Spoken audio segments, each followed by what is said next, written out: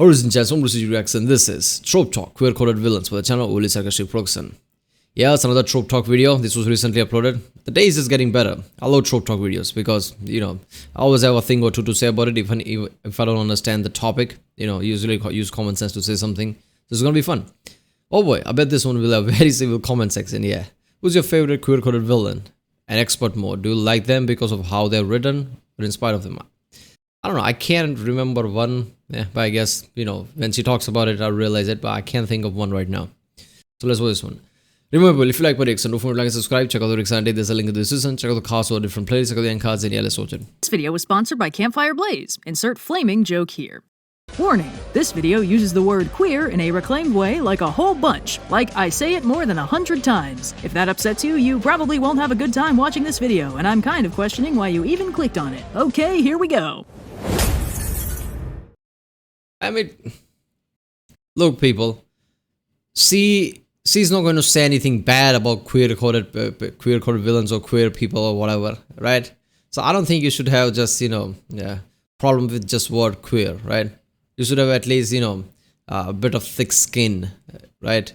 To just, see the context, right? So yeah. The Motion Picture Production Code of 1930, more commonly known as the Hays Code, was a set of self-censorship industry guidelines that basically defined what movies were allowed to do. It covers a lot of ground, but broadly it puts forward and enforces the following three general principles. 1. No picture shall be produced that will lower the moral standards of those who see it. Hence, the sympathy of the audience should never be thrown to the side of crime, wrongdoing, evil, or sin. 2. Correct standards of life, subject only to the requirements of drama and entertainment, shall be presented. And 3. Law, natural or human, shall not be ridiculed, nor shall sympathy be created for its violation. And to be honest, I could stop the video here. This right here is the chemical formula for the queer-coded villainy trope. Between 1934 and 1968, this standard was strongly enforced in US film production. No lowering moral standards. Correct standard of life. Okay? Enforce natural law. No sex perversion. Holy shit, there was an actual law that basically told anybody who's not straight, basically don't portray them in any good light. There was actual law about that in film industry. Holy shit, that makes sense if you watch really old movies and things. Because you can't see that in a way. I just thought that that's just how the society was at the time. That's just how everybody usually thought, and that's how the directors and writers went with it. But no, there was an actual law. Down to the letter. Your movie could not portray sin or violations of the natural law in any kind of sympathetic context, which means if you wanted to put queer stuff in your movie, your only option was to put it on a bad guy. The Hays Code also prohibited things like masculine women, feminine men, and interracial relationships. The 30s through 60s. But it's not like the Hays Code invented the idea that these things were bad. The concept that queerness is some kind of unnatural crime or sin instead of just being, a way people can exist is pretty old and well established at this point, but more importantly than the whole discrimination and criminalization thing, for decades, if not centuries in the US and UK, the most popular attitude towards that sparkling rainbow of human diversity was that it was a thing, sure, but nobody was allowed to acknowledge it. You couldn't be upfront or overt about queer tendencies, those were private and shameful, and you would be super arrested and punished. It's just like, don't look at them, they'll go away. That's the mentality everybody uses. We know they're there, but don't look at them, they'll go away. What the fuck? First of all, right now, just me thinking that,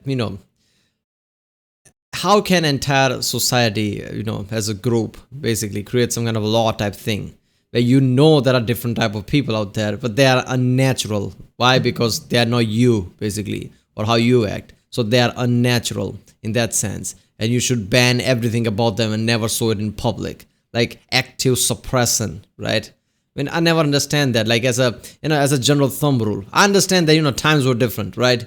I'm not going to say that if I were back in that time, I would be different. No, I would not be different. I would be just like them, right? Anybody, basically the cancel culture today, right? You said some homophobic words 2-3 decades ago. Cancel, just cancel that guy. Man, that was 2-3 decades ago. You would have done the same shit if you were there.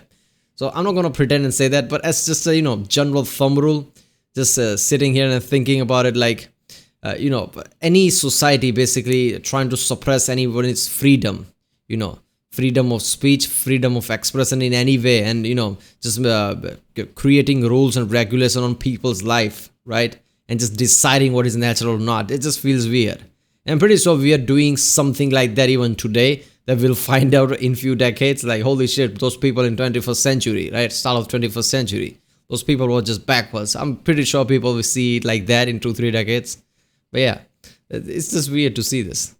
If you were caught being queer too loudly. It's not that these identities didn't exist or weren't known about, it's that they were mostly obscured, actively punished, or most commonly referred to with obfuscating, polite euphemisms to discreetly imply that someone was queer without making any concrete statements that would violate the sweeping agreement that these people's very existence was fundamentally indecent, embarrassing, or otherwise a problem to be covered up or fixed. Men weren't gay, they were confirmed bachelors. That woman isn't partnered with that man because they're mutually covering up their own queer identities by giving each other plausible deniability while seeing people they're actually attracted to on the side, they're just in a lavender marriage. Those two independently wealthy New England women aren't living together because they're lesbians, they're just in a Boston marriage. That woman who never seemed interested in getting married or settling down isn't asexual or aromantic or a lesbian, she's a spinster. That guy who publicly stated he was bisexual Spinster, or aromantic or a lesbian, she's a spinster.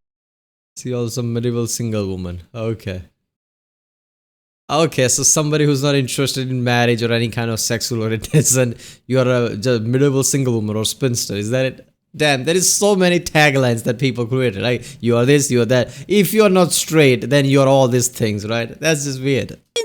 That guy who publicly stated he was bisexual was probably just joking. This person who dressed and lived publicly as a man their whole life and took great pains to make sure nobody found out they weren't assigned male at birth wasn't a trans man. Maybe they were just really committed to going to medical school. It's not automatically this queer thing, so it's totally kosher. It's all about the plausible deniability, baby. Basically all this to say that while queer identities have always existed and always been known to a degree, until very recently the prevailing attitude was that they had to be kept secret and a veneer of deniability, aka the closet, shielded queer identities from punishment. I mean, yeah, that is what in the end created closet, because you can't appear in public around that time, because clearly there are real measures in place to basically show that whatever you are, whatever you're born with, whatever's natural for you is basically somehow wrong, like you're doing it. Like, this is weird. People literally had, some kind of a camps, right? They send people into just, make them straight. I mean, like, what the fuck? So people were really struggling. And I think even today there are lots of people in some remote places, let's just say, that struggle with this idea. Like, this is not some, selection. Like, people don't choose this shit. Openly queer tendencies violate this tacit understanding and were often punished horrendously. Yeah, I mean, that's just effed up. And private, and any kind of publicly visible queerness had to be smacked down as harshly as possible. This attitude manifested in lots of different ways. Some people treated it like a sin that people had a religious obligation to oppose in all its forms, while some people took the slightly more charitable attitude that it wasn't inherently a problem as long as they kept it quiet and consensual and not in my backyard and don't ask, don't tell. Of course, in practice, this was not true. For instance, Alan Turing and Oscar Wilde were both famously punished absolutely horrendously for private consensual relationships with other men. And while Turing was a very private guy, Oscar Wilde is kind of famous for being flamboyant and a historical queer icon, but even he kept his actual queer relationships on the DL as much as possible, actually taking the Marquess of Queensberry to court for libel when he accused him of sleeping with his son, which by all accounts Wilde for Oscar Wilde posing sodomite. Okay. Yes, he spelled it wrong on the card. Yeah, exactly. Like, what the hell? Was doing. Unfortunately, during that case, Wilde's gay relationships were exposed by a team of private detectives which flipped the case on its head and turned the whole trial into a sham, after which his life was basically systematically destroyed. First, he denied everything, but when he was arrested and tried after pleading not guilty, he ended up undercutting himself by delivering a heartbreakingly beautiful defense of the love that dare not speak its name, and how that kind of love between two men is perfectly natural, beautiful, and noble, dating back to ancient Greece, and it's not the fault of the love that the modern world doesn't understand it. It was unfortunately kind of the opposite of a legal defense, and he ended up doing 2 years of hard labor and was never the same afterward. Oh, fuck me. Maybe this sounds really out of touch when I say it, but I really don't know, much about this, or never tried to, because it's just, fucked up and dark. So I never tried to get more information from this, but there were actual laws in the, basically in governments, and just, basically not just some law that somebody created for the film industry, actual laws that basically jailed you if you're gay, queer, gay, or whatever. I didn't know that. That's just effed up, man. Holy shit. So Oscar Wilde, first of all, he did, sleep with his son. Is that it? I mean, that's a fact, apparently. So, was his son underage at the time? Is this trial because of that? Or is this trial because of, oh, that's fine, but, you You are just queer, you're just gay, you admit it, so you have to do the hard labor for 2 years. Is that it? Because that's just really effed up.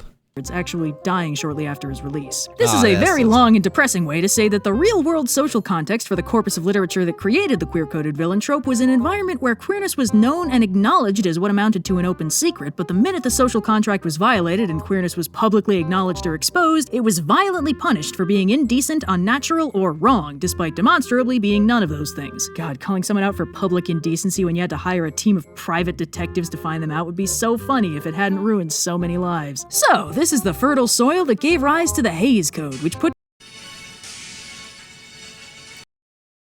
put down on paper the principles that most people had been operating on for decades already. People were impressionable, media influenced reality, and it was very important for that media to be ideologically pure so as to promote good morals and traditional values and buzzword. Basically, between this and the prevailing attitude towards queerness, popular media gave queer identities the same two options that reality did: hide their existence as much as possible, or expose their existence and suffer. With the I think, generally people seeing anything that is not straight as an unnatural and an evil thing. I think that kind of comes from, religion, right? Because I'm pretty sure most religion in the world basically see it like that, right? Especially, in Christian religion, I think, I heard somebody say that there's somebody that, not being straight and being gay or something is evil or something. So I don't know, most religions act like that, I guess. In the Middle East, let's just say, without naming things, people actually get stoned even today, so I don't even know what to say of that. The point is, I think religion played a massive part in this shit, right? Like, this is against God or whatever. So that's why, people were point blank punished. That's just effed up. The added moralistic flavoring that queerness was an inherently evil or sinful thing that could not be glorified under any circumstances, the wonderful world of fictional moral absolutism meant that your heroes could not be queer in any way, but your villains could, as long as they were suitably punished in the end. From this primordial media soup arises the queer-coded villain in all their glory. Everything taboo and indecent in reality embodied totally unsubtly on the silver screen. Men who are visibly effeminate, women who are visibly masculine, villains who are actively hypersexual, acting in publicly suggestive ways towards people who they're attraction to is totally unacceptable. This media made no distinction between traits that were currently socially unacceptable and traits that were fundamentally evil, so villains got their pick of the pack while heroes tended to be extremely bland. But the Hays Code really only lasted about 30 years, and near the end there it was already being pretty thoroughly lambasted because it was, stupid. It held all of American cinema to the moral standard of a Care Bears episode, not to mention it treated audiences like gullible morons who would see an ounce of moral complexity on screen and become so tilted it'd lead to the immediate downfall of civilization. And from their perspective on what defines civilization, they might have been right. Forcing an audience to exclusively consume media that conforms to a fundamentally false moral dichotomy is pretty much the only way to keep that audience buying that moral dichotomy. If movies were allowed to show queer characters that weren't evil villains, it might make the audience think that being queer was actually totally fine and harmless. And hey, look where we are now. Progress. Most people agree that the final nail in the Hays Code coffin was Some Like It Hot, a wildly successful comedy where two musicians dress in drag to escape the mafia and end up in a whole mess of gender-bending romantic shenanigans completely unacceptable by the Hays Code standards. In the final scene of the movie, one of the musicians exasperatedly reveals to his smitten would-be suitor that he's a guy, to which the man replies, "Well, nobody's perfect," and keeps driving. But yeah, the Hays Code gradually faded into obscurity, but that doesn't mean the tropes it fostered just went away. The queer-coded villain trope that grew in this basic moralized environment persisted even after the social context that created it began to wither. 1969 saw the turning point of the Stonewall riots, while the 70s saw the first organized pride parades, and broadly heralded the beginning of the transition to where we are now. Queer identities being publicly acknowledged and celebrated has become the mainstream attitude, while bigotry is considered the embarrassing, unfortunate reality best swept under the rug. Of course, a simple turn of the tables this is not, because while the trait of queerness is inherent, the trait of being an asshole is selective. Look, I know some people are I mean, it is weird, right? I mean, I guess a century ago, right? Century ago, maybe a bit closer than that. But yeah, a century ago, people, anybody, acted queer, gay, or whatever, people actively put them on trial and punish them. Nowadays, opposite of that is happening, right? I mean, like it should have before, but now things entirely flipped. Anybody who's, even acknowledges somebody as being queer or gay or any kind of a, any kind of a thing that could be bad, right? That could be seen bad. Even without seeing context, people usually get punished, like get fired and shit like that. So, tables are actually turned on this front.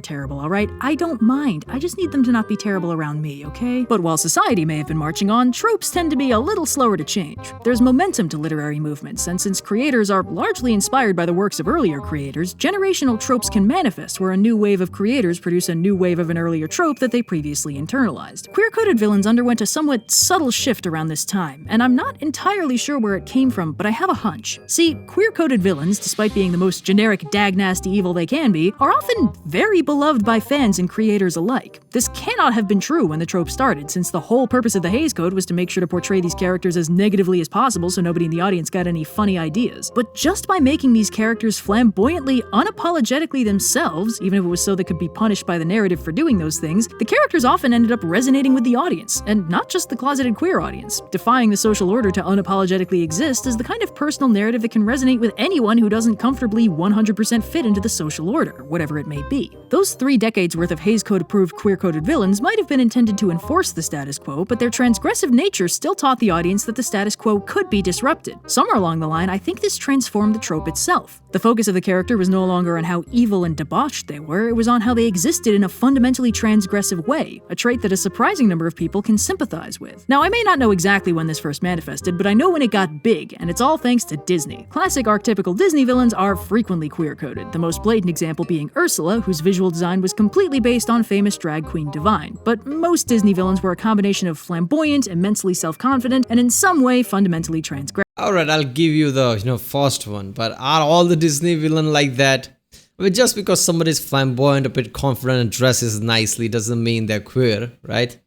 I think, generalizing anybody being queer just because, they're somewhat flamboyant, confident, dresses good, and somewhat rich, and has some kind of rich type of attitude, dress is really over the top, does not mean they are queer, right? I don't know. Even the male villains who are explicitly attracted to women don't avoid being queer-coded with traits like vanity or a general love of drama that are associated with femininity or the broad space of queer stereotypes. And these characters are beloved. Well, maybe not Gaston, but they're almost always the most interesting people in their movies, and even if we know that they're gonna lose in the end, it's still very fun to watch them sweep around like they own the place, singing about how diabolical they are. Now, there's one problem here. It's not easy nailing down what exact traits constitute queer coding, so it's hard to definitively argue that a given character is queer coded or not. But like all coding... Exactly, I'm like, you're generalizing here. Somebody, enjoys vanity, like I said, it just acts flamboyantly, or is somewhat rich, obviously that's how it follows. Does not mean they're queer, right? I don't know, you're generalizing in that sense. Look, here's what I'm thinking. Flamboyancy can come from many things, right? First of all, if somebody's a queer, but now, realize they're out of the closet, that's how people talk right now. So, they acknowledge that they're queer and they don't care what people think. So they don't have much of a pressure in their mind, societal pressure, psychological pressure, that kind of free in that sense. So usually that boosts confidence, right? That could give you some kind of a flamboyant thing.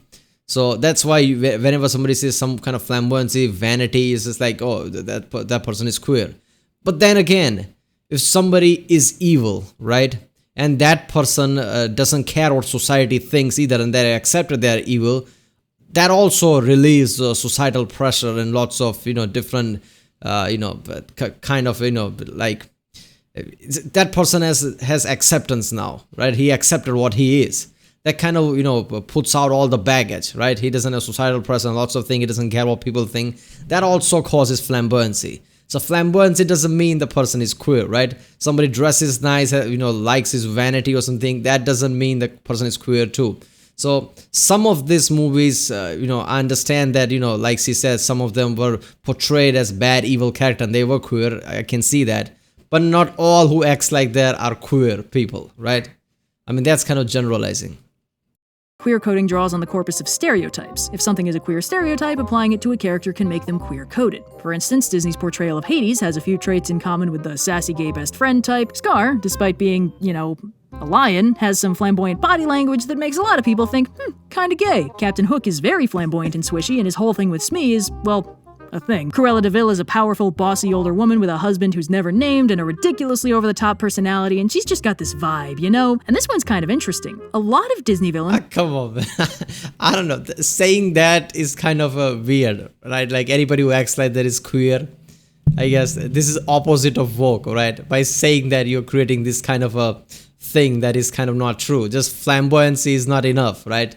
Flamboyancy, vanity, dressing nice is not enough to call somebody queer.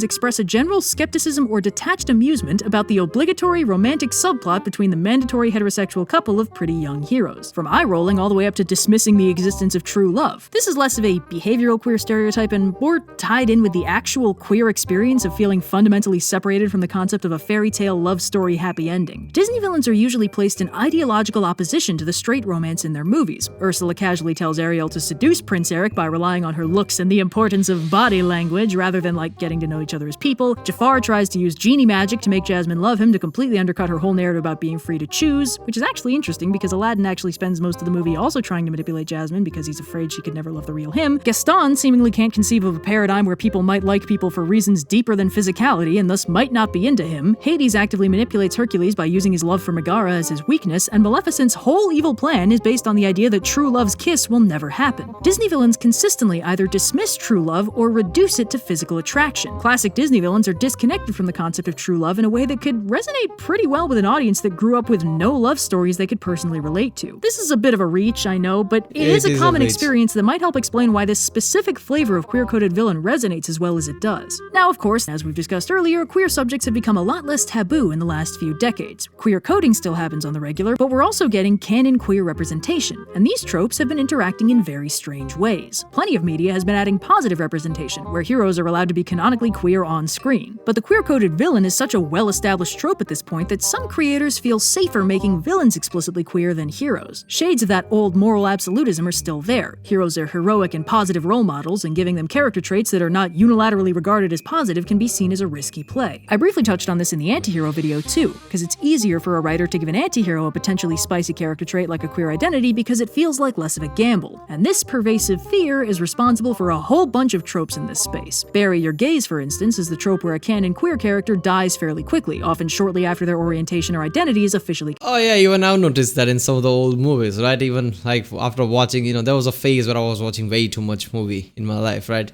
Around that time, even I noticed somebody's just introduced as gay or queer or something. I was like, ah, shit. By the end, this guy is not going to survive. And obviously, they kill off the character pretty soon.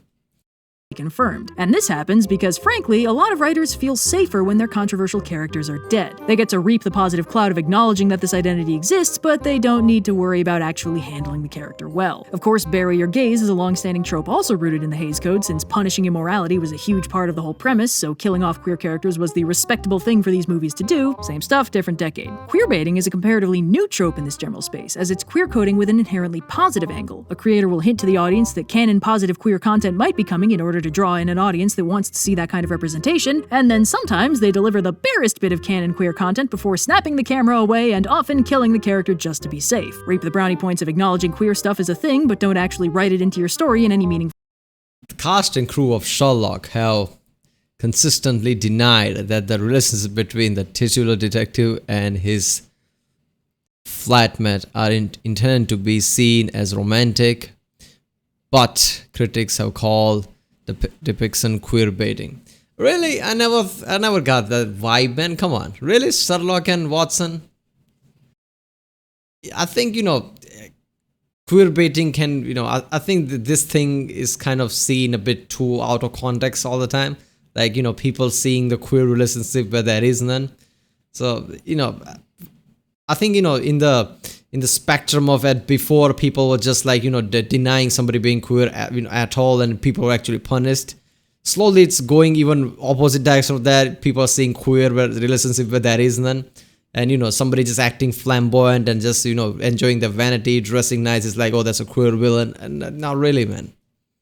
way, because that's hard and scary and people might get mad. Queer baiting is queer coding for people who want more queer content, and it's harmful in all the same ways. For some writers, queer coding and queer baiting can feel like a safe alternative to actual queer representation. You never need to worry about actually writing the queer content if you just keep hinting at it or dropping in stereotypes the audience can read into. On some level, we've circled back around to confirmed bachelors and lavender weddings and plausible deniability because queer identities haven't quite shaken off that veneer of social unacceptability that makes people nervous or ashamed to touch on them in any serious way. Modern queer-coded villains still have a lot of the baggage from the original Hays Code version, like how their queerness will sometimes be used to signal that they're extra unhinged or dangerous, tying back into the idea that it's something inherently abnormal and alarming. And certain identities get most of their on-screen representation by way of queer-coded villains. Most non-binary characters these days are explicitly non-human beings like genderless aliens or shapeshifters. Bisexuality and pansexuality get most of their rep through very promiscuous characters, often with cheating subplots, and if you're asexual or aromantic, most of your good rep comes from robots, and the rest of your rep comes from evil villains incapable of understanding what it is to truly love. Now, before I and sign off, a whole bunch of other YouTubers have made videos related to this that you might want to check out. Lindsay Ellis's Tracing the Roots of Pop Culture Transphobia video is an extremely in-depth look at one very specific side of the queer-coded villains trope and how trans-coded villainy specifically evolved, while Sarah Zed's The John Locke Conspiracy and Dusty Elgate videos talk about queer baiting in BBC's Sherlock and the CW's Supernatural, respectively. H-Bomber Guy's Sherlock is Garbage and Here's Why video also has a fun bit discussing BBC Sherlock's portrayal of Moriarty and how they deliberately queer-coded him to make him seem scarier and more unhinged, which is, exactly what we were talking about today. Dominic Noble's Lost in Adaptation video about the Moriarty was queer type? Come on, man. You can't use flamboyancy to just code somebody like that's a queer person. 1945, The Picture of Dorian Gray also briefly touches on the Hays Code and how it might have led them to reduce the queer coding of Dorian to make him more redeemable by their standards. There's also, a million videos and podcasts about Disney villains being queer-coded queens, so yeah, have fun with that. It's a lot. A lot. So, yeah, and thanks again to Campfire Blaze for sponsoring this video. As you may know, Campfire Blaze is a browser-based tool suite designed to help writers and world builders write and world build. You can keep your world and story private if you want, or you can collaborate with other writers in real time if that's more your speed. Campfire Blaze lets you write in browser with the manuscript module and automatically saves your project in the cloud, and the auto-tagging feature pops up details from your world building you might have missed or forgotten. Campfire Blaze also has dedicated tools for fleshing out locations, maps, cultures, species, magic systems, and more, so you can make a well-rounded world that fits your story. It also comes with 13 Yeah, people, go to the original page link from the description and support this channel by clicking on campfiretechnology.com / something. There's a link there in the original video page. They don't do sponsorship a lot, right? I've reacted to quite a few only Sarcastic production videos, and I rarely see sponsorship, videos. So really support this channel, because this is the channel. If you can support a channel, this is the one channel you should, because this is just awesome. I never come across any other channel that is similar to like this. So yeah, queer-coded villain. I mean, I was surprised that, there were actual laws against that and people actually got punished. I mean, that was just effed up. And then I also saw some of the old, Hitchcock movies and things where, you can see that that's a queer person, but portrayed as bad. Society was very weird at the time. But, in that spectrum where everybody was just punished and nobody was acknowledging that, that there's a queer person or there is a good queer person or whatever, then, sometimes spectrum can basically go in the direct opposite side where you're seeing queer where there is none, right? Just because somebody's flamboyant, dressing nice, enjoys their vanity, right? Does not mean they're queer. Like I said, flamboyancy can come from many things. One of the main thing is, societal pressure getting lifted on. Queer person, when they accept that they're queer and they don't care what people think and they just enjoy being that, usually societal pressure raises from them. So the level of confidence and, something no care in the world, that basically translates into flamboyancy. But when it comes to some evil character, they also go through a similar thing. Like, they don't care what people think, they are evil. They've accepted they are evil. So the self-confidence, no societal pressure can also breed flamboyancy. Flamboyancy just doesn't mean that the person is queer. So I don't know. It's a reach sometimes when you see somebody, some evil guy from some of the Disney movies and some other shows and movies where you see that, oh, that's a queer person just because they're flamboyant. I don't know, man. But yeah. Alright, people, that was Trope Talk, queer-coded villains. This is what I thought. This was all my view. Obviously, if you disagree, I guess comment down. I guess I'll learn a thing or two. But yeah. If you like my lyrics, don't forget to like and subscribe. Check out the lyrics and there's a link in the description. Check out the Castle playlist. Check out the end cards. And yeah, I'll see you next time.